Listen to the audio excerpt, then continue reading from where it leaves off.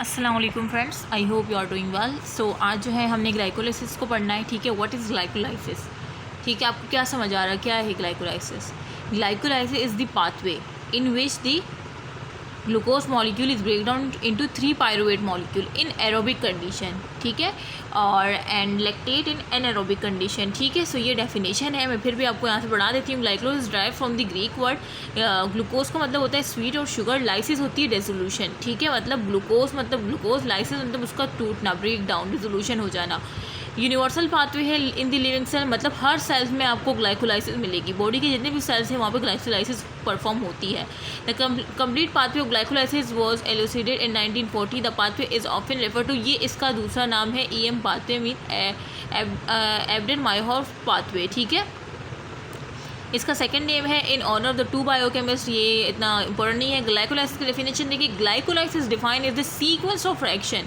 ये क्या है? सीक्वेंस ऑफ रिएक्शन है, जिसमें क्या होता है, कन्वर्टिंग होती है ग्लूकोज की या ग्लाइकोजन के लिए, ठीक है, उसकी टू पायरुवेट में या लैक्टेट में। पायरुवेट होगा एरोबिक कंडीशन में, लैक्टेट होगा एनएरोबिक कंडीशन में। ठीक है, with the production of ATP। ठीक है, इससे पहले भी मैंने आपको वर्बली एक डेफिनेशन बताई थी कि in this pathway the glucose molecule is break down into pyruvate in aerobic condition and lactate in anaerobic condition. ठीक है, साइलेंट फीचर अगर मैं इसके बताऊँ आपको तो ग्लाइकोलाइसिस क्या है, टेक प्लेस होता है in all cell of the body. Glycolysis body के तमाम सेल में परफॉर्म होता है। ठीक है, the enzyme of this pathway is present in cytosomal fraction. जो इसके एंजाइम होते हैं ना, वो कहाँ पे होते हैं? वो साइटोसोमल फ्रैक्शन में होते हैं, क्योंकि ये परफॉर्म ही साइटोप्लाज्म में हो रही होती है। Glycolysis occur in the absence of oxygen. अगर एब्सेंस ऑफ ऑक्सीजन में, जैसे मैं बताया था कि एनएरोबिक में उसका लैक्टेट होगा एंड प्रोडक्ट, जबकि एरोबिक में क्या होगा, पायरुवेट होगा। ठीक है, ये वही बात लिखी हुई है। और पायरुवेट जो है वो फर्दर जो है ग्लाइकोलाइसिस साइकिल में पायरुवेट जो है वो pyruvate dehydrogenase complex through acetyl coenzyme में कन्वर्ट होगा। Acetyl coenzyme further acetic acid cycle में जाएगी, वहाँ पे वो ऑक्सीडेशन होगी और कार्बन डाइऑक्साइड वाटर निकल जाएगा। ठीक है, तो यहाँ पे शॉर्ट फॉर्म दिया है, मैंने आपको पूरा बता दिया कि क्या होगा। Pyruvate form which is then oxidize to carbon dioxide in water in citric acid cycle. Glycolysis major pathway for ATP synthesis. Glycolysis क्या एक मेजर पाथवे है, किसके लिए? ATP की सिंथेसिस के लिए मेजर पाथवे है। ये आपको पता होना चाहिए। ठीक है, in tissue glycolysis major pathway for ATP synthesis in tissue. कौन से टिश्यू में? Lacking mitochondria. ठीक है, माइटोकॉन्ड्रिया वो टिश्यू जिनके पास माइटोकॉन्ड्रिया नहीं होते, लाइक RBC हो गए, एरिथ्रोसाइट, कॉर्निया, लेंस, ये ऐसे हैं जिनके पास जिसके पास माइटोकॉन्ड्रिया नहीं होता। ठीक है, माइटोकॉन्ड्रिया नहीं होगा तो जाहिर सी बात है सिट्रिक एसिड साइकिल तो नहीं चलेगी, वो तो माइटोकॉन्ड्रिया में ही होती है ना। ग्लाइकोलाइसिस एक ऐसी साइकिल है जो कि साइटोप्लाज्म में चलती है। ठीक है, तो जाहिर सी बात है जब लेकिन माइटोकॉन्ड्रिया है तो ये सिर्फ ग्लाइकोलाइसिस पर ही डिपेंडेंट रहेगा ना। कौन? एरिथ्रोसाइट, कॉर्निया और लेंस, वो टिश्यू जिनके पास माइटोकॉन्ड्रिया नहीं होता, वो सिर्फ डिपेंडेंट रहेंगे ग्लाइकोलाइसिस पे। इस वजह से कह रहे हैं glycolysis major pathway for ATP synthesis. ठीक है, अच्छा, उसके बाद हम आगे चलते हैं। आगे है glycolysis very essential for brain. Glycolysis क्या है? बहुत ही ज़्यादा एसेंशियल है ब्रेन के लिए। Why? Which is dependent on glucose for energy. क्योंकि ब्रेन जो है ना वो डिपेंडेंट होता है किस पर? ग्लूकोज पर डिपेंडेंट होता है एनर्जी के लिए।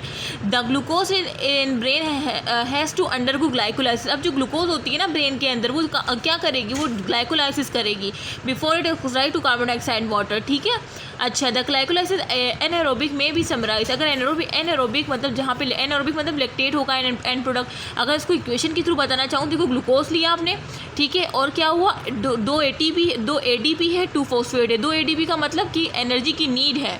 ठीक है, तो ग्लूकोज ने एनारोबिक कंडीशन में क्या बनाया? लैक्टेट बनाया और ATP की फॉर्मेशन कर दी। ठीक है, अच्छा, glycolysis is central metabolic pathway. जाहिर सी बात है ये एक सेंट्रल मेटाबॉलिक पाथवे है विच many of intermediate providing branch point two another pathway. मतलब ये एक सेंट्रल मेटाबॉलिक पाथवे क्यों कह रहे हैं? क्योंकि इसके बहुत से इंटरमीडिएट जो है ना दूसरे ब्रांच पॉइंट है ऑफ अदर पाथवे, दूसरे पाथवे से जो है लिंक होते हैं। ठीक है, thus the intermediate of glycolysis useful for synthesis of amino acid and fat. तो जो इंटरमीडिएट है ना ग्लाइकोलाइसिस के, वो यूजफुल होते हैं किसकी सिंथेसिस के लिए? अमीनो एसिड की सिंथेसिस के लिए और फैट की सिंथेसिस के लिए।